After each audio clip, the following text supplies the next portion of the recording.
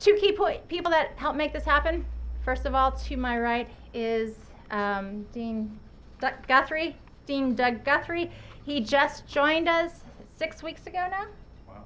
From New York Stern School. He's a professor of sociology as well as professor of international business, and here he's a professor of international business as well as management.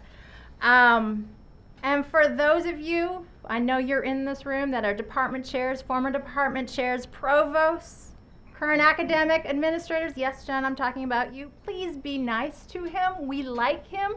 There is this thing called liability of newness.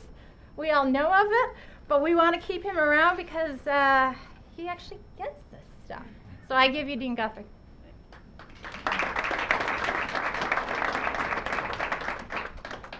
Thank you, Jennifer.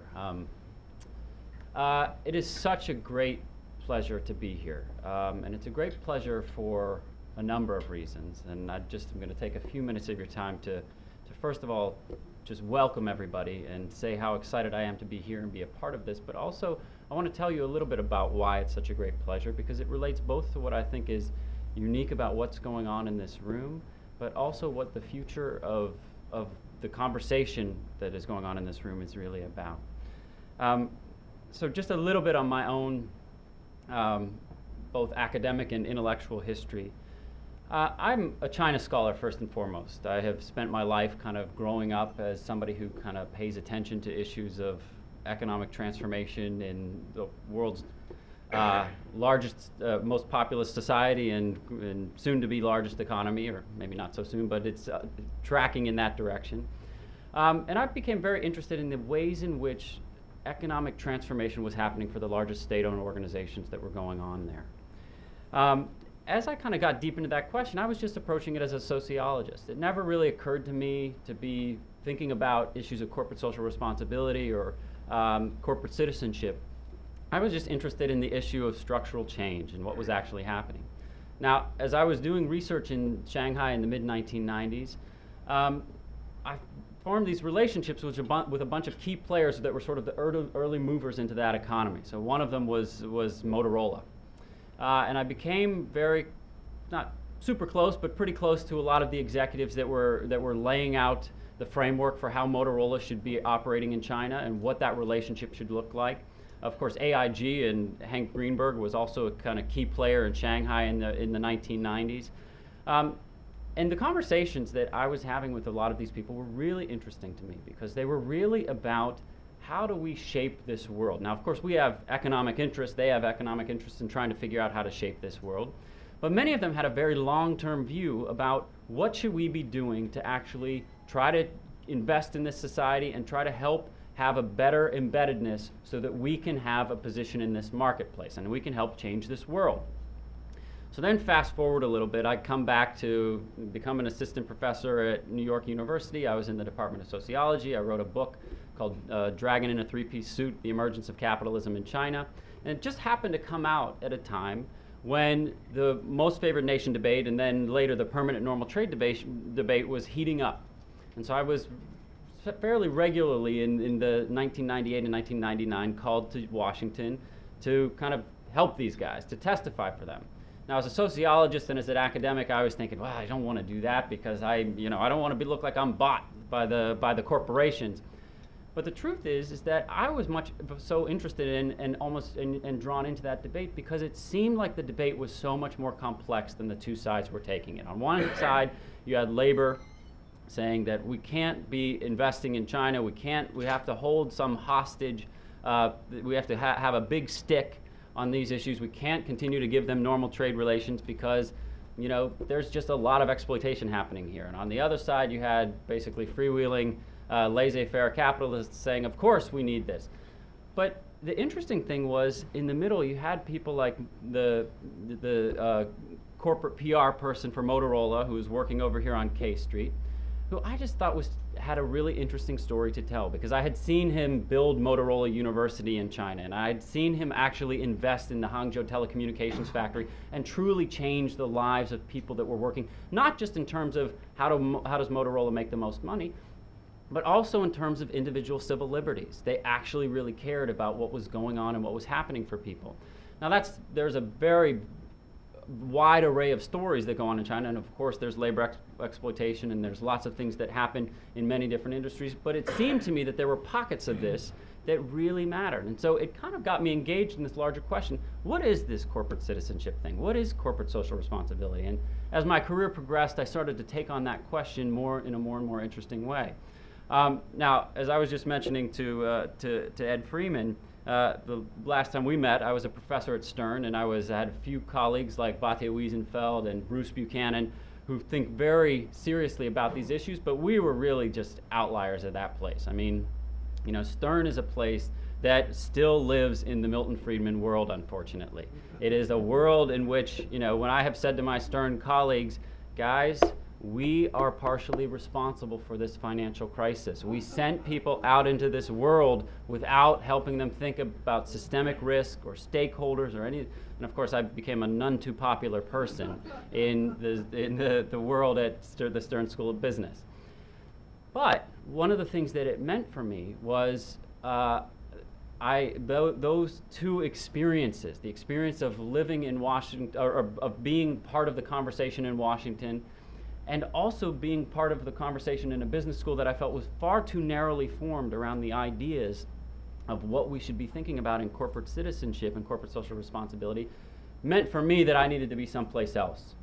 Now, one would not have expected that the stars would align and I would end up in my dream job in a place that is actually in that conversation in Washington, D.C., but is also filled with people like Jen and Tim Fort and many others, Mark Starrick and others who really feel passionately about this issue and have left behind the conversation of, should we be teaching ethics in the classroom? No, it doesn't belong in that. That's the province of philosophers. And instead says, no, this is our stake in the ground. We are going to say that this is the way we are going to train responsible business leaders. And this is a part of the conversation. We can leave the normative door open and have a broad discussion about what ethics means or what social responsibility means, but this has to be the conversation of the future. And so it's such a wonderful thing to be a part of a business school that is having conversations like this on an ongoing basis and having such esteemed people in the room to talk about it. Whenever I start out in teaching my leadership classes, is usually I either teach in the China area or teach leadership. I love beginning with the question, whether it's at the undergrad level or MBA level or executive level. You start with the question, what is the purpose of a corporation? What is the purpose of this institutional form? And of course, you know, if you're at Stern, hands shoot up and say, maximize shareholder value. Or if they've read Ed Freeman's work, they'll say, I know you're trying to get at stakeholder. Or maybe they'll talk about Oliver Williamson or Coase and talk about transaction costs. And it's only if there's a lawyer in the room. The game is always spoiled if there is a joint JD MBA person, because they actually know what the answer is. The answer is about limiting liability. It is about protecting executives and shareholders in a way that allows them and that collection of individuals to do things that they would not otherwise be able to do in front of the law. Right? That is an amazing institutional structure. Now, if you think of citizenship as operating along three axes, we might think of it as liability in front of the law of the land. Right? Corporations have a definite advantage over individuals in this space, right? And that is what corporate law is ultimately about. That is what corporate structures are ultimately about. And there's an interesting conversation that you get into with students of this issue, and it sort of seems new to them, but there are lots of ways that you can cite that issue and cite the statistics around it that are really important for people to understand. The second is you might say, well, okay, so we have liability in front of the law of the land, but okay, and the second aspect of citizenship is, do you pay taxes? Well, here again, corporations, at least since the middle of the 20th century, have been in a highly advantaged position relative to individuals. If you look at corporate contributions as a percentage of GDP, for the first half of the 20th century, it tracked pretty directly with individual contributions as a percentage of GDP. So at about, after World War II, it was about at 50%, or at 8 to 9%. Since 1950, those lines have been separating precipitously. Individual contributions as a percentage of GDP have remained at about 8 to 9%. Today, corporate contributions are about at 1%. Now, that's an interesting thing because we have done lots of things to create incentives for innovation, and there are all kinds of things about multinational corporations that complicate the question. But there is no doubt that corporations are in a very advantaged position relative to individual citizens. So then the third thing people might bring up and say, well, but in democracies, it's individuals who have the right to vote. We decide what goes on in society. But here again, if you actually account for what shapes our society as not just voting, but also the impact of the corporate lobby, it's not clear to me that even in that space that we're actually deciding what society should look like. Now, all of that sounds like a very dour story, but what I like to use that story as a way of emphasizing to students what it is that we do in MBA education and in executive education is to exhort them to embrace the deep responsibility that comes with the privilege of working in the institutions that are the most powerful institutions in the global economy, perhaps besides nation states. So we have nation states, they are very powerful, they have sovereign rights, and we think of them as having sovereign rights for good reason. But multinational corporations are about equal in many ways to what those types of sovereign rights are. And so when we train students to go out into that world, it is incumbent upon us to actually really engage them in a conversation of just how big this privilege is and how important their responsibility is as individuals within these organizations. Because one of the ironclad laws of organizational life is that it is all too easy for individuals to think that they are just a functionary role and they are not contributing to the overall goals or overall problems that a corporation might run into. But in the end, these are collections of individuals that really make up the agenda, the carrying out of goods and services, and the execution of the strategies of those organizations. And so to me, it's just wonderful to have the opportunity to train students around that question and to really engage in what it actually means to be a part of that life. And then just to come back to where I started, it's just so fun to be a part of a place where this conversation is an everyday part of the intellectual and academic life, but also an everyday part of the classroom. So thank you so much for having me in to talk to you guys. Thank you for coming to GW and making this an exciting part of what goes on here. And I wish you the best couple of days. I'll be hanging around and hopefully find some time to shake hands with each of you. Okay? Thanks. Thank you.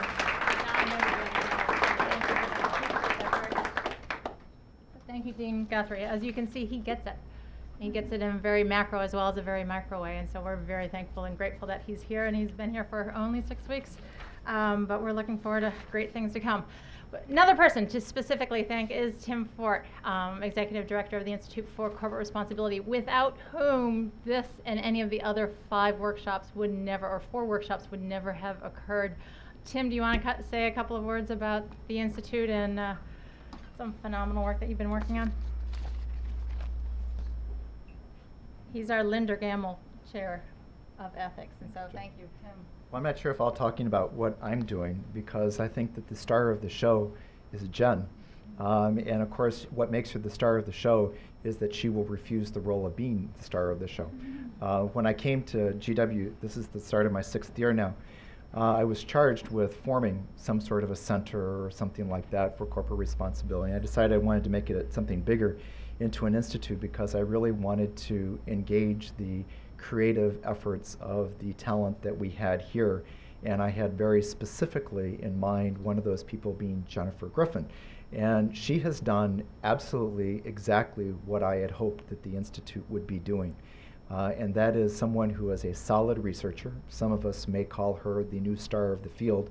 In fact, I had the privilege of being the APT chair for our department last year, and she is now full Professor Jennifer Griffin. And her case was about the easiest case I have ever been through. If they all would be like that, it would be great, because you read the outside letters, you see the esteem in which she is held throughout the field. And several of them called her the next great star of the field.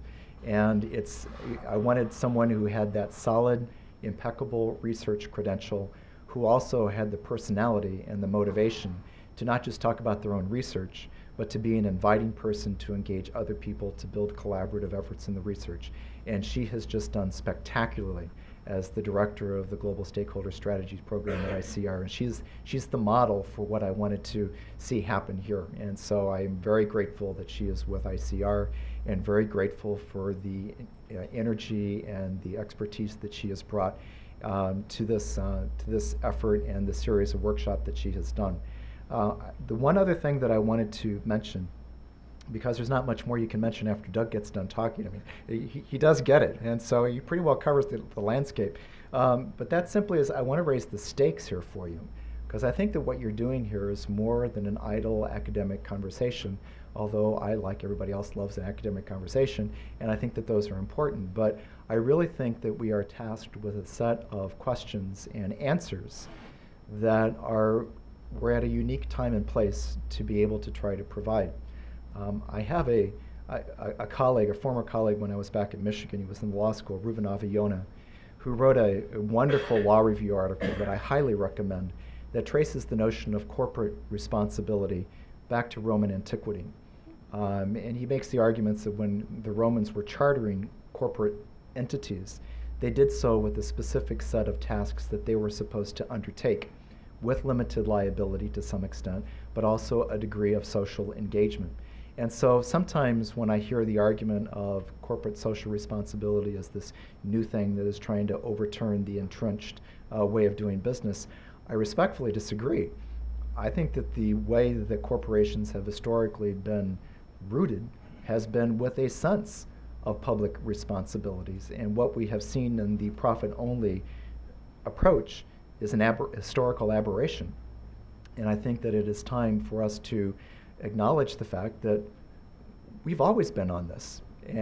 But even if it's an aberration, we still are at a time when there are questions up in the air of exactly what do we want corporations to do, and a series of tasks that are out there that are critically important for that answer to be well done. Some of you know that my research has been on violence and corporate responsibility, and I think that that is just one example of the kinds of corporate responsibilities we articulate can have real consequences. And so I think that particularly given the time and place we are in our history and world history and nation's history, that we are at an interesting time and place to articulate well the kinds of visions that we have for corporations, the kinds of ways that we interact with industries and nation states and a global economy, and that this issue is important. It's not just important to win academic points, it's important for the world. It really is. I know that's a little hokey. I'm serious about it. And so I really want you to take this conversation seriously. I know that you will. But I really want to indicate that I think that this is a set of issues and a set of conversations that really needs to be had, needs to be done well, and there are real people that are dependent upon the outcome of conversations like this and the kinds of policies that we translate out of conversations like this. So I'm thrilled to have you here. I'm delighted that Jen has convened you here, and I hope you have a great set of conversations. I will jump in here and there as much as I can, but I'm running around like a chicken with my head cut off trying to answer those kinds of questions too. And so I may not be here as much as I would, but I'm glad to have you here, and I hope you have a great time here for the next couple of days. Thanks. Thanks. Appreciate that. It's easy when you have role models like that. Dean Guthrie gets it, Tim gets it, and Tim has really role modeled in lots of different ways. In part, his own conferences. This is modeled after it, but also in encouraging those roll up the sleeves sort of workshops that we've had over the last 5 years. And so we'll have a bit of both of that today. We'll have more of the plenary sort of activities right now with Ed and then David tonight. We'll have some more interaction this afternoon, both on looking at partnering with NGOs as well as corporations, and then we'll be looking at metrics. And then tomorrow we really delve into those details, looking very specifically at some phenomenal research, looking at how nation states differ and create different sorts of corporate behaviors and attitudes. We'll be looking at specific issues such as workplace safety and ethical work climates. And then we'll also move to different industry and industry dynamics, and wrap it up with small, medium-sized enterprises, see what we can learn from them, because they are making money, they are thriving, they are making it happen. And so if we can pull it together. Bold, ambitious agenda, but I still blame Steve, because we need to think a little bit more holistically and systematically. And one of the most holistic, systematic thinkers that I know of is Ed Friedman. Mm-hmm. And he's actually among the many of you, been a huge mentor to me over the last 2 decades. And it's great pleasure to introduce Ed to be the first keynote for the lunch. Ed, let's see, is a university professor, one of just a handful in this state, and the Olson Professor at the Darden School, University of Virginia. He's also the academic director of the Business Roundtable Institute for Corporate Ethics, housed at Darden. His latest book, one of numerous, Stakeholder Theory, the State of the Art, was published just this year by Cambridge University. Managing for Stakeholders was published by Yale University Press in 2007. And if you have my classes, those are textbooks. Freeman's original book, though, in 1984, Strategic Management, a Stakeholder Approach, is unavailable. So when I assigned that, they go to the Library of Congress to find it. And it is now available. We will get that website. We'll get it from Cambridge. All right. But his original treatise, 1984, really began to set out the ideas of, okay, how do you manage, how do you work on it? But he's here today, and he's going to talk about new theory on responsible capitalism. So 30 seconds, and we'll switch over to Ed.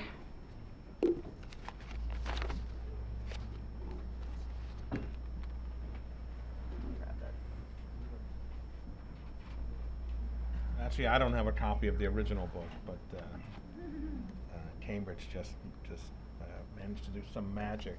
They had a program they call the Lazarus Program, which I believe is resurrecting long dead books, and they managed to do that. So that was having a Lazarus book, I take, is okay.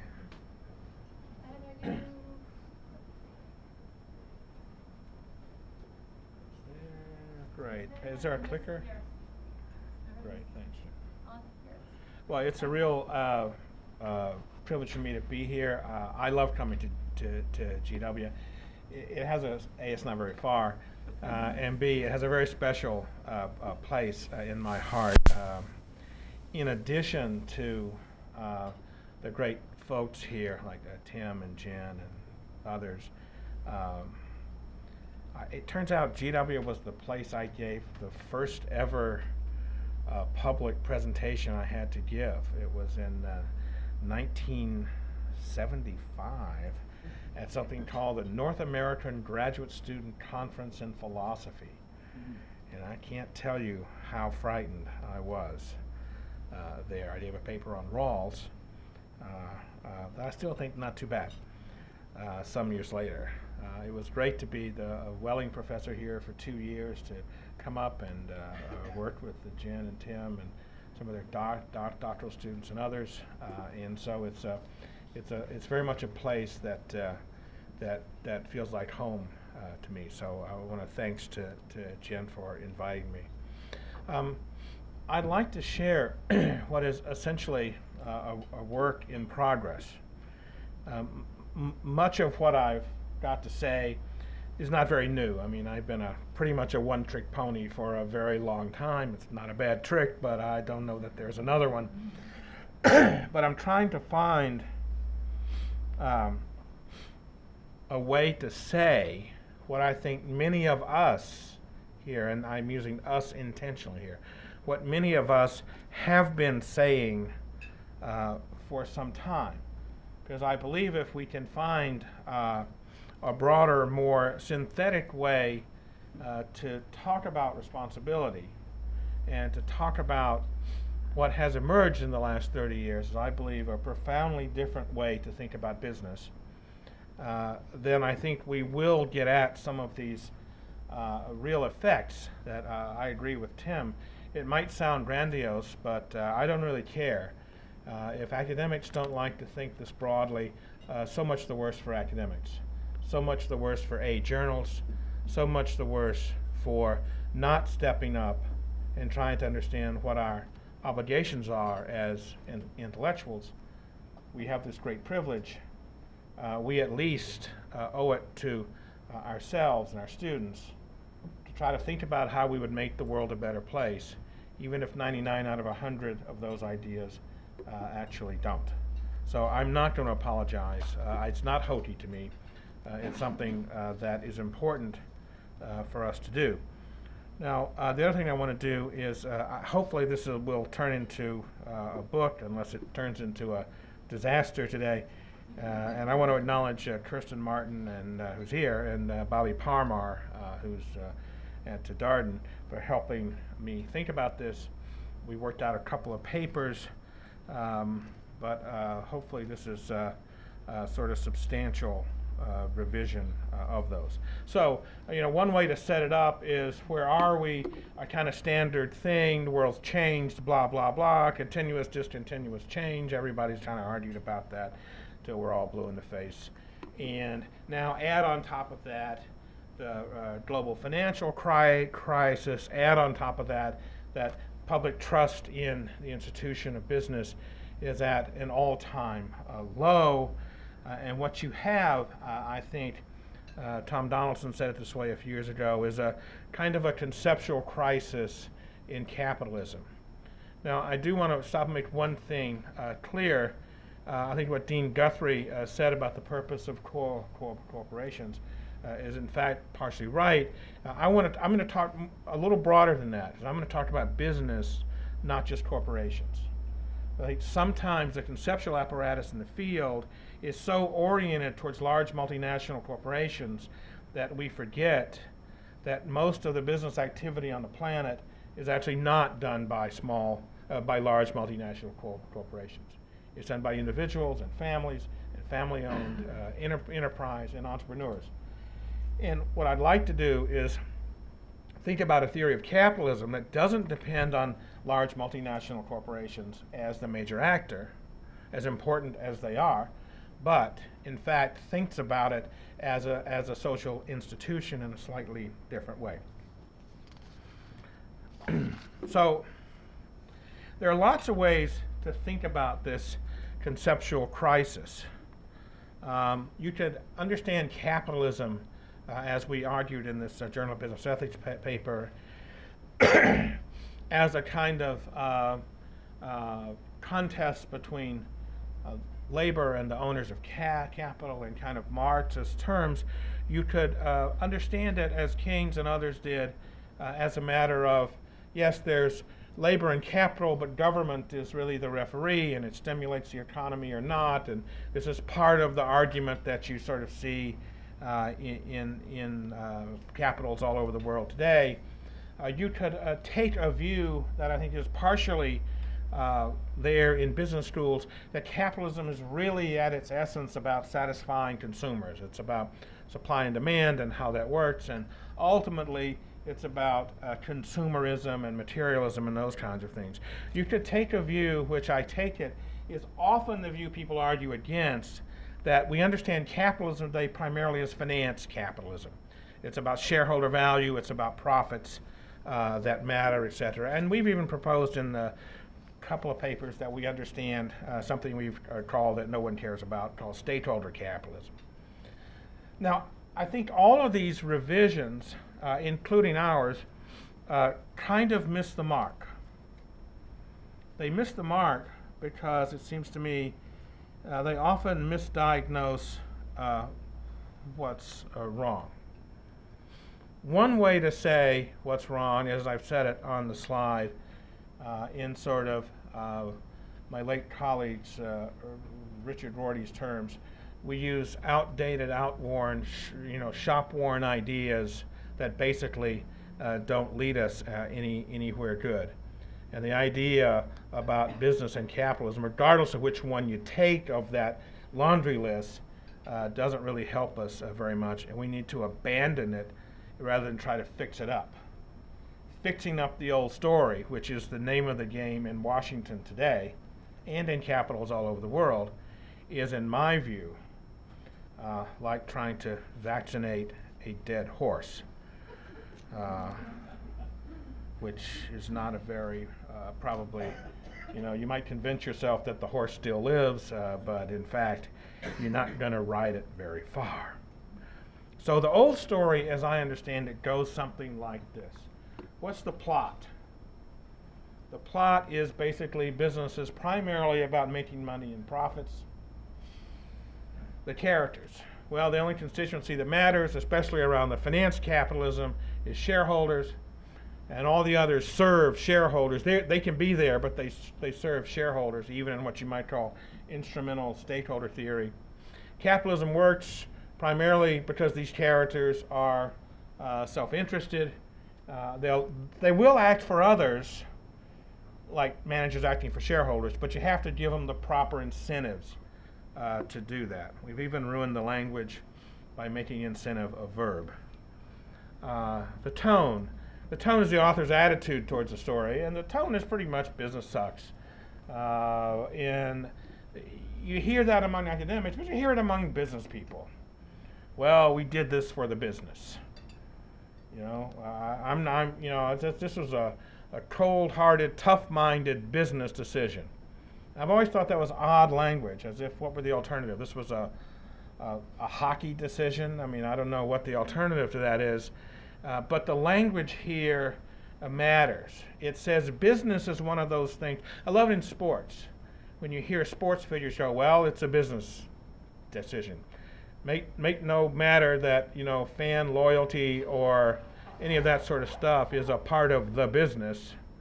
The business is seen as the money and the profits that may or may not result, right? And so here I think literally the language is the whole game. And clearly the idea in the regulatory area today is that the tone is that left to their own devices, business people will cheat, cut corners, etc. So what's the meaning of this? The meaning is business works because people are greedy little bastards out trying to do each other in. And the only metaphor that really matters here is markets. And we take markets, that might be okay if we had sort of historical understanding of what markets were. For instance, markets have always had governments involved. If you read Fernand Brauddel's Civilization and Capitalism, 17th century on, Braudel talks about how the emergence of town markets moved outside the walls of the town to escape the tax. And so this is why governments then began to expand the boundaries of towns. In 17th century England, it was evidently illegal to be a peddler, a door-to-door peddler. Because if you did that, we would say that would be satisfying customers or delighting customers from the business world. But you escape the tax. Right? And so this idea of the spot market exchange, unfettered free market of supposedly libertarian theory, I'll come back to that, looks to be a fiction. And so I think we should treat this as a, you know, what's the fiction here? It's not, I'm not trying to argue that markets don't matter. I am trying to argue that's not the only metaphor that ought to make sense. So the idea is we need a new story. No surprise to anybody in the room, this new story's been emerging for longer than 30 years, but I'm going to say 30 years because I don't remember much before then. And, you know, and people think about this, that was pre-children, and your memories just go away after that. You know, there are a lot of ways to do this. Some people focus on business and society, some people focus on corporate social responsibility, some on social investing, some on social entrepreneurship, etc. And there are other, you know, phrases I haven't put in the room. But oftentimes what happens is we end up fighting with ourselves. Is it really issues? Is it really stakeholders? Is it really, do you really need social and corporate social responsibility? The answer to that's no, by the way, but that's the sort of thing that doesn't make much difference, it seems to me. And so what happens is when we add even one of these phrases onto the standard story, we say, hey, you can be green, you can make money too. What we're doing is, in the words of the sociologist Irving Goffman, we are cooling out the mark. Do you know, how many people are familiar with Goffman's Cooling Out the Mark? It's a kind of brilliant paper written in the 1950s in which Goffman says, look, when you run a con on somebody, you don't want them to go to the police. So the really good con, you leave somebody behind. So let's say Jen and I run a con on Rich, and we take him for every penny and hokey souvenir he has. Right? Now we don't want him to go to the police, so in this case, Jen will stay behind and have a conversation like, yeah, you know, Freeman did that to me too. You know, it's really bad. And chill him out. Or in Goffman's terms, cool out the mark. Right?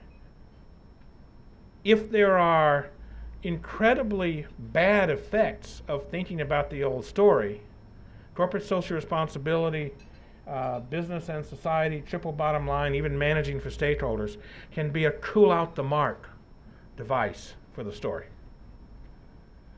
Right? And so it seems to me tacking any of those things on, and I have tacked on my own stuff here, right, is to say, look, we need a different story about capitalism. We don't need an idea that cools out the mark. If you have the Goffman paper, you can find it if you Google it. Is worth it just as he's a sociologist, but it's worth it as just the literariness of the examples, etc. It's worth it. It's an incredible read. If the old story is a con game, and I actually think it is, then things like CSR cool out the mark.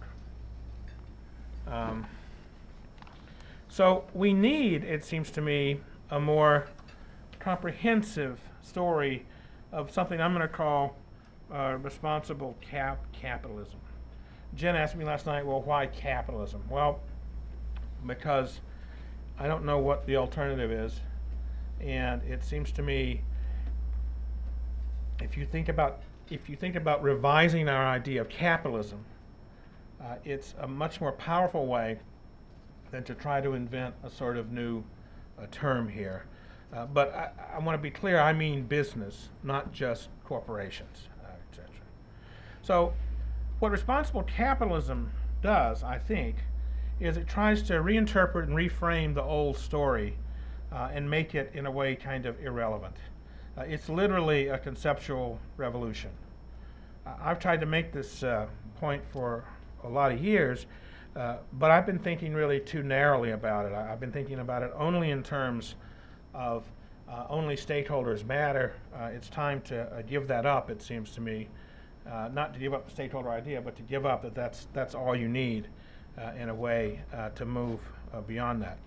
So what I've tried to do is come up with some propositions that we can all agree on, or at least we can agree that these are the kinds of propositions we need to have a conversation about, even if wherever you put yourself on this page. Can we think about what's an interesting set of propositions for which there's large-scale agreement about, which will form the foundation or undergird, if you like, the new story here. So maybe what I'm doing is suggesting in these propositions that this is sort of the underwear of the new story. I don't want to push that too far. In fact, I've probably already pushed it too far. You can think about them as assumptions or presuppositions or underwear around many of the ideas earlier. So I'm only going to sketch a few here, but there are many more. In fact, I'm going to sketch a few propositions about value creation, some propositions about responsibility and management and leadership. But we need propositions about sustainability, about government, about civil society and civil society organizations, and about the connection of business to other institutions in society. And those are the kinds of things I hope we'll be working on. So again, some of this is not very new. It seems to me if we are going to have a new story, then responsibility, sustainability, ethics, or values have to at least, at a minimum, be on the same level, the same conceptual level as profits. And I mean that everything from the way executives think about it to what we teach in business school. But I think, in fact, that is not true across the board. Right? And we need to put those things in the story We need a story that says, yes, profits are important. And so is responsibility, sustainability, and ethics. Oftentimes what happens with this literature, our literature, is we don't always talk about the importance of profits, let's say, or we try to divide the world up into social and economic and then sort of show that, hey, we're profitable too. Those conceptual moves, again, seem to me to be tool out the mark moves.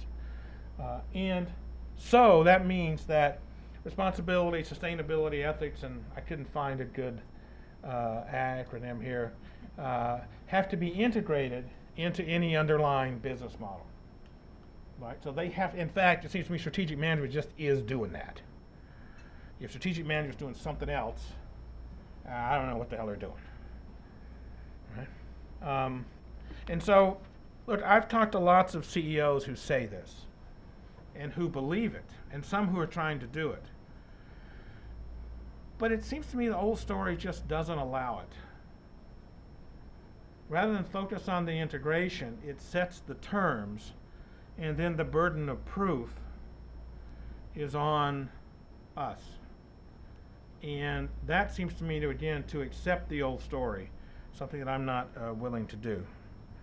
I think when even Jack Welch says that shareholder value is a stupid idea, that it's an outcome. The stupidest idea, actually. Thank you. That's a big thing. That's bigger. You know, I think there's time to articulate now a more comprehensive idea. But having said that, profits clearly have to be in the equation. I think also, you know, I wouldn't be it wouldn't be right if I didn't have some stakeholder propositions. This is sort of old hat. I take it these propositions are uncontroversial now. I was with some CEOs from the roundtable a couple of weeks ago, and of course they're all caught up in the Washington, the regulatory, you know, thing, and how much does the current administration understand about business or not? And their view is, if after Enron the issue was ethics, today the issue is what's the right business model. In other words, what's the right story? And we don't have a coherent story, and we're making policy and regulating based on the old story.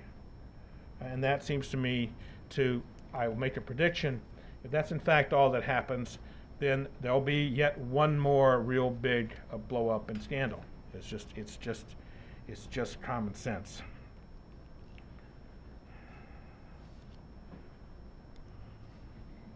We need to come to see capitalism, it seems to me, in this different way. So there's some more value creation propositions.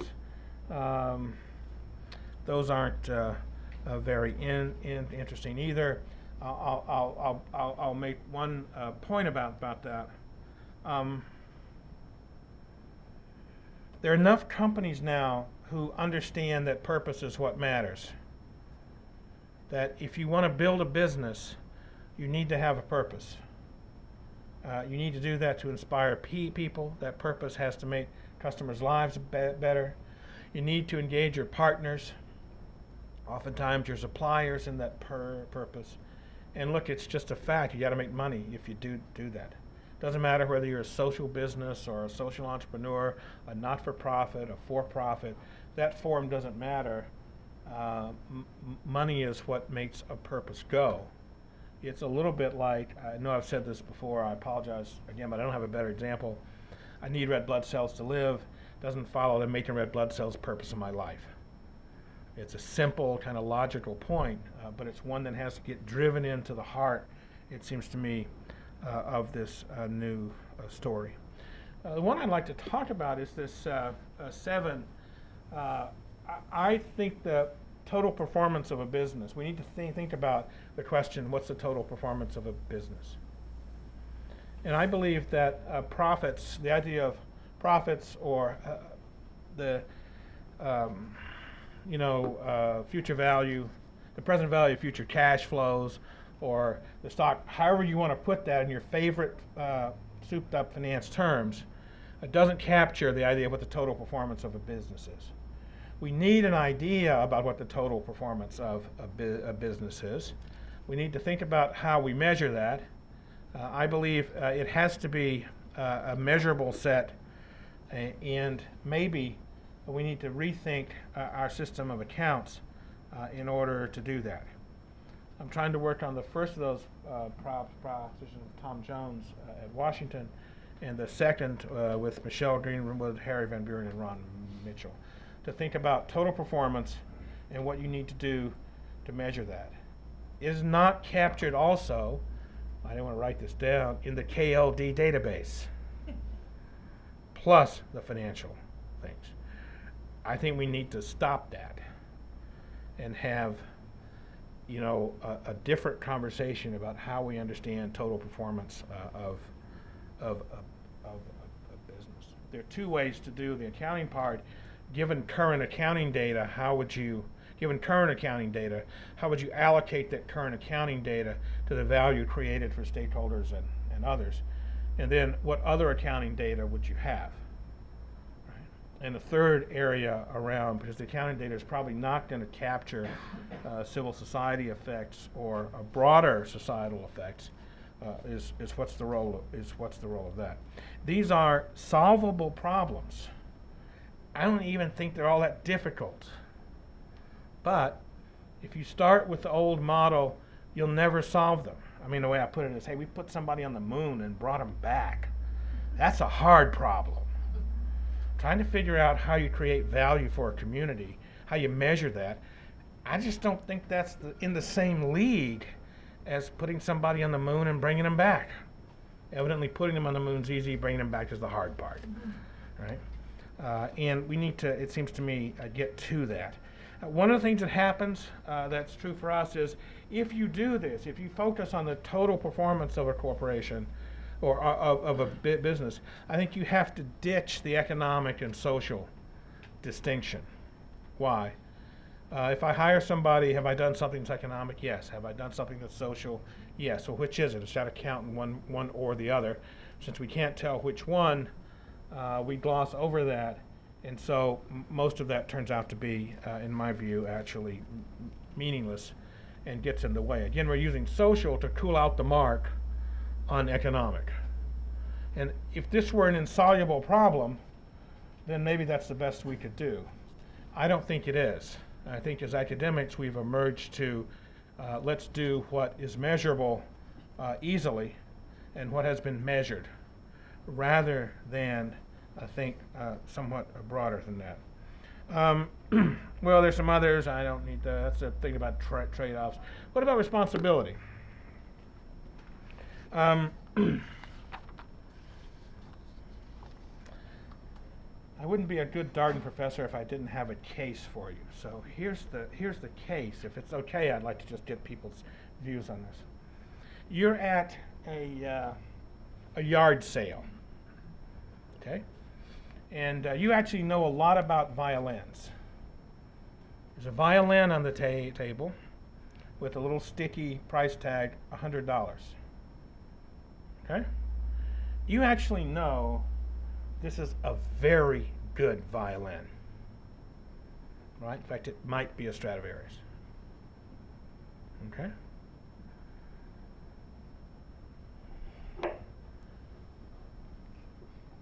Would you buy the violin for $100?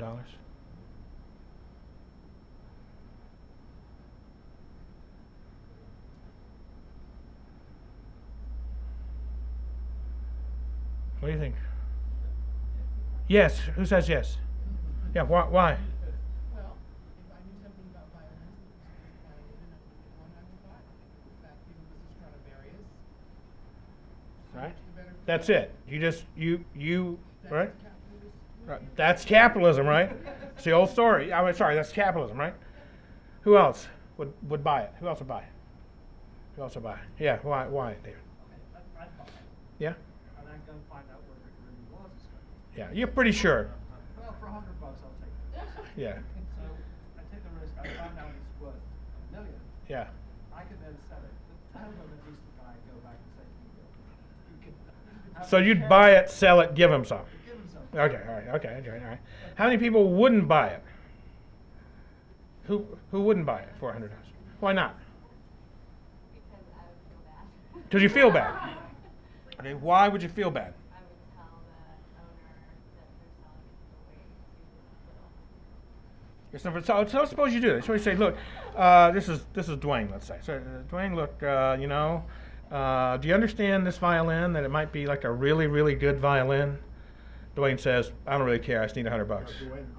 Now Dwayne grabs the violin and sells it. Yeah, I know. Yeah, okay, but he says, look, I just want $100. What about then? You feel better? No, I think that Dwayne would need to be educated about violins. Okay, so you got to okay, you got to either buy it for $100 or not. I just want to see where you are. How many people buy it for $100? And how many people don't buy it for $100? Where are the rest of you? The hands that are not up. I'm going to try this again. I want to see everybody's hand up, right? Where I teach, we start calling on people if they don't participate. I just want you to know that. So Brammer, I want to see a hand up this time. How many people buy the violin for $100? Come on, okay. And how many people don't buy the violin for $100? Okay. Okay, so now let's suppose, different case. You walk into a music store. You don't know anything about violins, but you want to learn to play. You know? And the proprietor of the store says, I got a great violin, it's great for you, and I'll give it to you for $1,000. Okay? You don't know anything about violins. The violin's actually a piece of crap, but you don't know this. Right? So you buy the violin. Has the seller done anything wrong?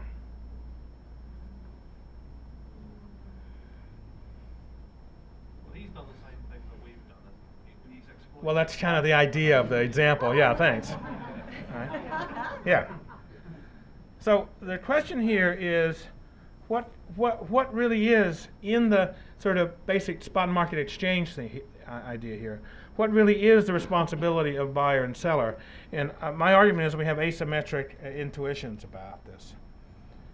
Most people would say the seller's done something wrong, whereas on the other hand, the buyer has not. Now, there are lots of stories around that. It's a shop. It's all this sort of stuff, right? But those stories are not horribly convincing to me. I'm not arguing that the buyer with the $100 has done something wrong. I'm arguing is if you think the buyer of $100 at the yard sale has done something wrong, it seems to me it's very hard to then make an argument that says the seller at the shop has done something wrong. So what I'm arguing is there are parallel and asymmetric intuitions here about responsibility in buying and selling, and we need to sort that out. I think we start with the idea that businesses are responsible for the effects of their actions on their stakeholders and society. And furthermore, we need to realize, as people in our field don't always, that many of these effects are actually good effects. I mean, my God, if we're going to excoriate a company for its bad effects, we ought to give them credit for the good effects.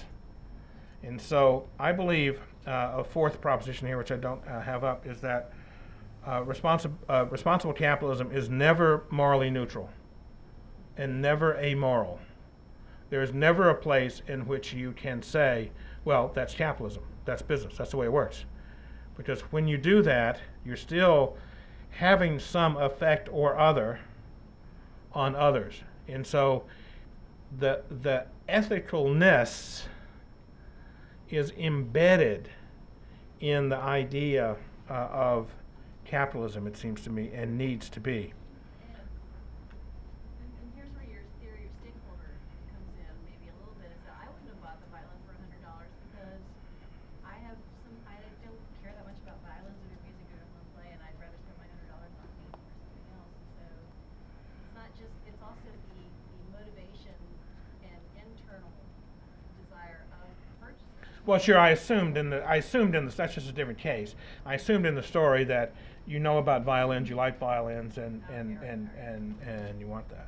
I think it's interesting that we have the idea of markets here that is supposed to apply and markets work, if I understand the economics right, when there's perfect information. But no one has the obligation to bring about perfect information. Dan Gilbert and I tried to expose these sorts of flaws many years ago in a book called Corporate Strategy and the Search for Ethics, which landed with a loud thud. No one cared, at least not enough to read the book. But there are a number of those kinds of things which I think serve to undermine, in a way, this current model. So there's some propositions about responsibility, and there are much more. We just sketched these out. There's some propositions about management and leadership. I think companies work because business works because people are complicated. They're complicated, they're self-interested, and other regarding at the same time. And I think further that most people are want to be responsible for the effects of their action on others, and that they're capable of governing themselves. This is a complex set of propositions, but I think the other response, which is it's only self-interest that counts, is a mistake. What has to go here is the distinction between self-interest and altruism. You know, self-interest is the business, doing good stuff is philanthropy and all that stuff. It seems to me that's a distinction like economic, social, which we have to learn to do without. Yeah, John, you're gonna. Well, I have a question for you. Mm-hmm. Where does the responsibility end? If I take the example of someone else offered in the room where they go to, I think it was to Dwayne, and say, look, this is really a good violin you're selling here and you don't understand it. And Dwayne says, hey, get lost, give me the $100. Or to take your other example. Suppose you're trying to buy from me in a violin store, a violin that I know is inappropriate for you. Or I say that's not good for you. You say essentially, give me the damn violin. Where does it end? Well, I think the right way to ask that question is, why do we draw the line in one place rather than another? Where does it end oftentimes is a move in the old story to say, because we aren't all on the same page about what the answer is here, we can't answer the question. So I would just say, I think there are lots of ending places here. For instance, we've said large multinational corporations, we've said a lot, are responsible cradle or grave. That's probably not a good principle to get people to start companies, etc. I only want to say that principle 3 here turns out to be important. Responsibility is complicated. Theories of responsibility, if you had the misfortune to read the philosophers, are very complicated. So somewhere in this, in a system of responsible capitalism, there have to be, some amount of humility and integrity to sort these cases out. That's all I'm suggesting. Yeah. So, question 2. If I have greater knowledge than the buyer or seller, whichever way you want to word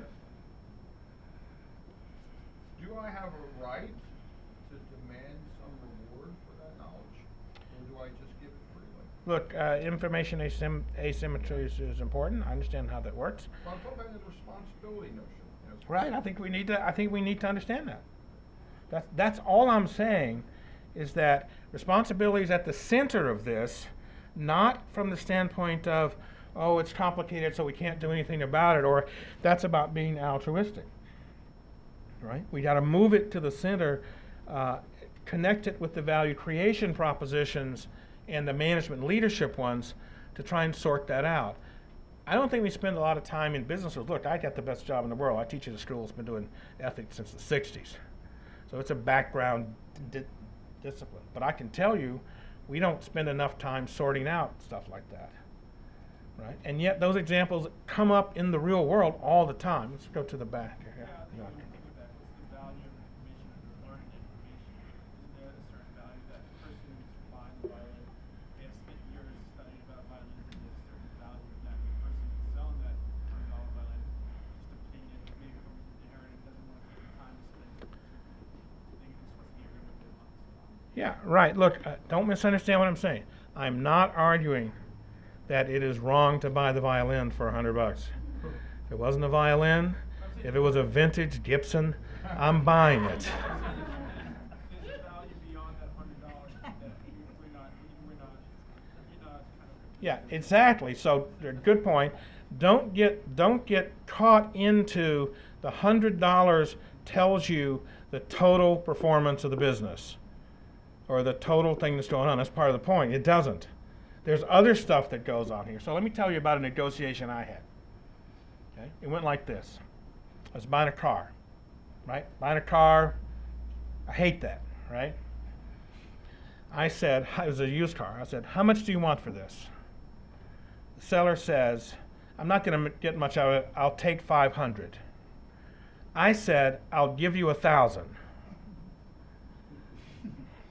The seller said, I'll take 600. Okay, deal. Now, would someone like to tell me what's going on in that negotiation? It was not a family member, by the way. What's going on? Car not in very good shape. Well, You got a business? He's limiting his sense of responsibility. A vehicle you're going to take away, but you might get killed. I can give you a bad deal. no, we were clear about the shape of the car. Yeah, we were clear about it. It was not an awful lot where I didn't trust him. Well, that's a good explanation for that. What's going on in that negotiation? What? No, not a charity case. The book value? Irrelevant. One alternative is you're really stupid. Yeah, that's one alternative, John. Good. One alternative was I was stupid. You both want to feel good about it. We both want to feel good about this. This The was a guy. relationship is more important than the vehicle. The relationship is more important in this case than the vehicle. And in a sense, the negotiation, not the price, the process here reflected that. This was a student of mine, a former student of mine, who I play with in my blues band. He wanted to not screw me.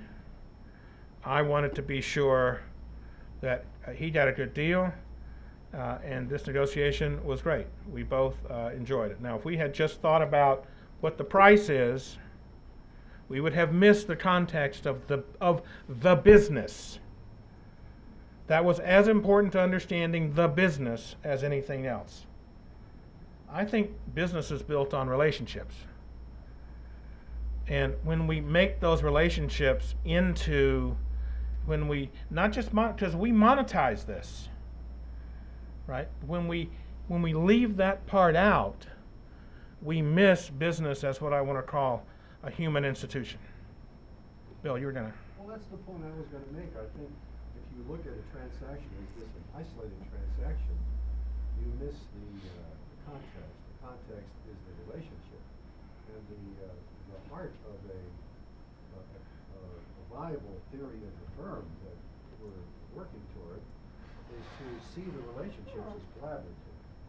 And Yeah. I think it's entirely feasible. In fact, I think it's probably best for both the buyer and the seller if they disclose full information and reach a agreed upon price that is equitable.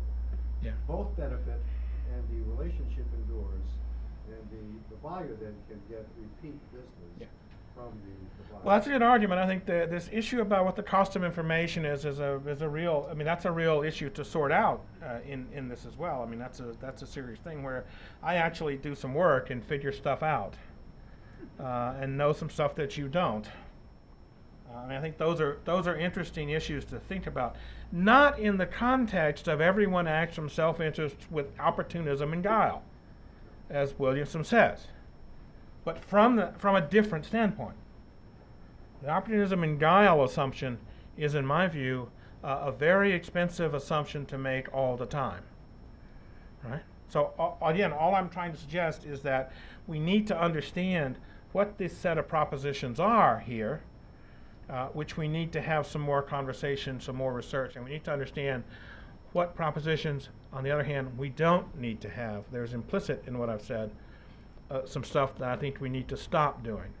I've tried to be explicit about economic and social. I've tried to be, explicit about business and ethics and other kinds of things which seem to me are cool out the mark propositions. Well, let me just go to a couple more, and I talked about those.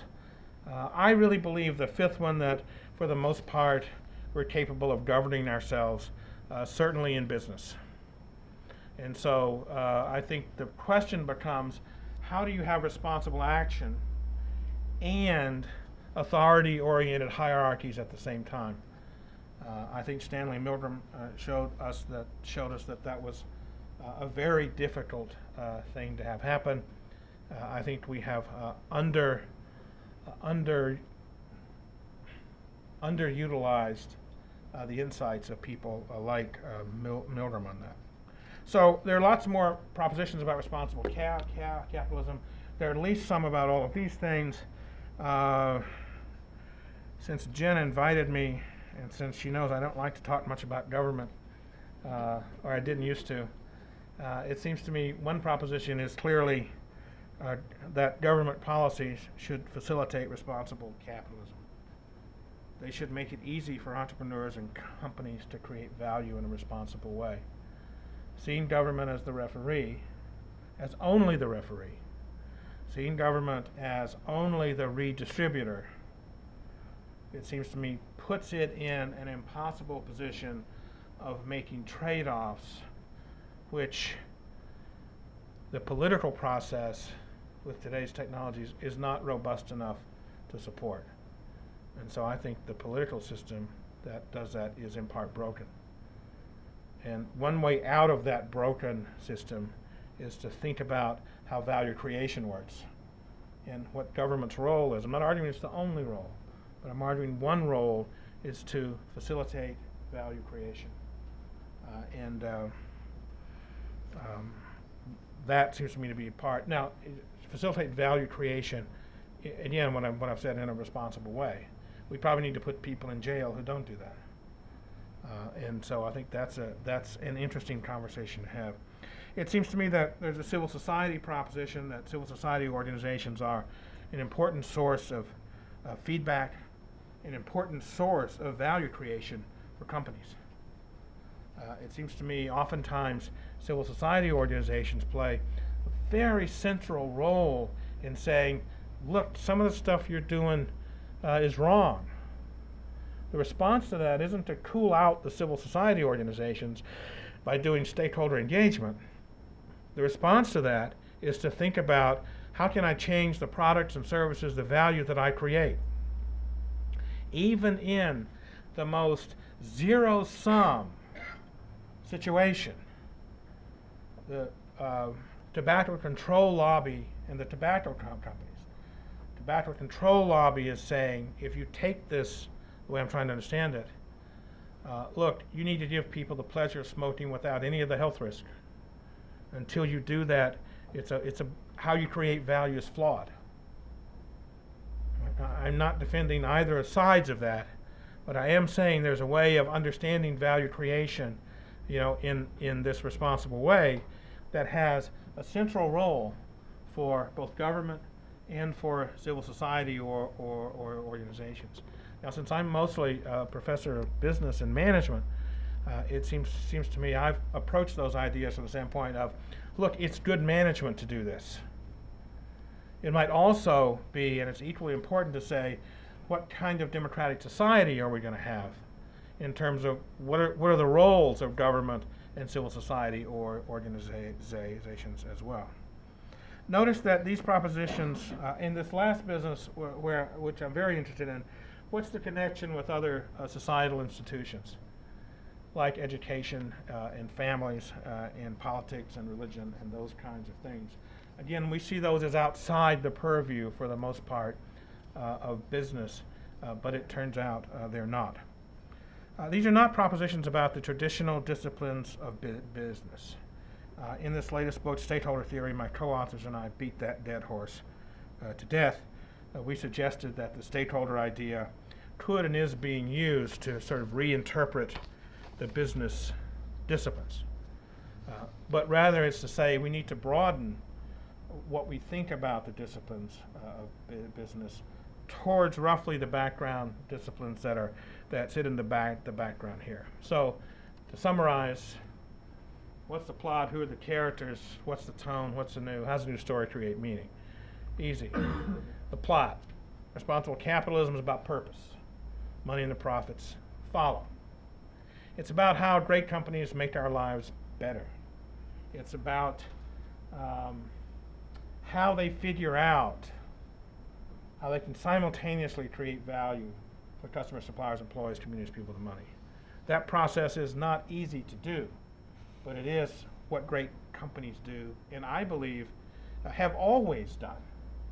So I agree with what Tim said. I can't wait to read this law article, that business has always been about the creation of value, about how we cooperate together to create value that we can't, any of us can do alone.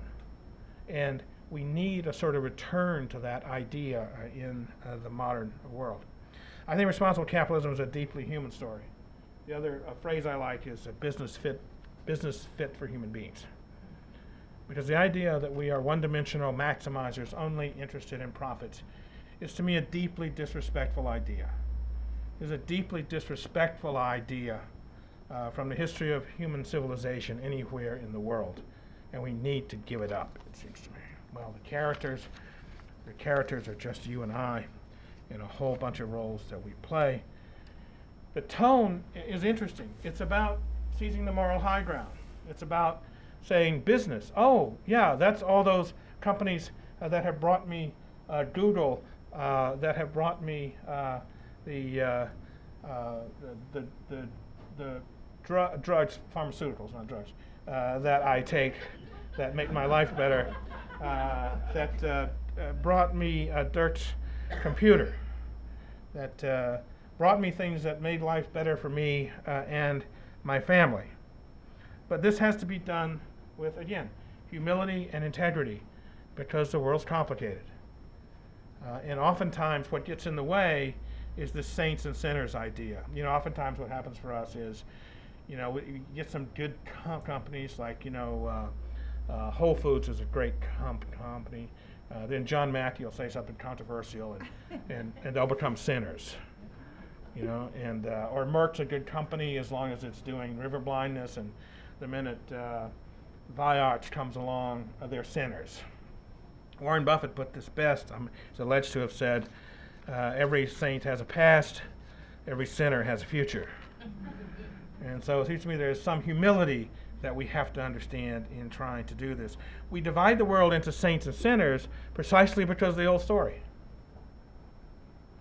If there are very few saints and very few, though there are some, really bad sociopathical folks, most of us are stuck somewhere in the middle, struggling, trying to make our world a little bit better. And that seems a tone of moral high ground with humility and integrity.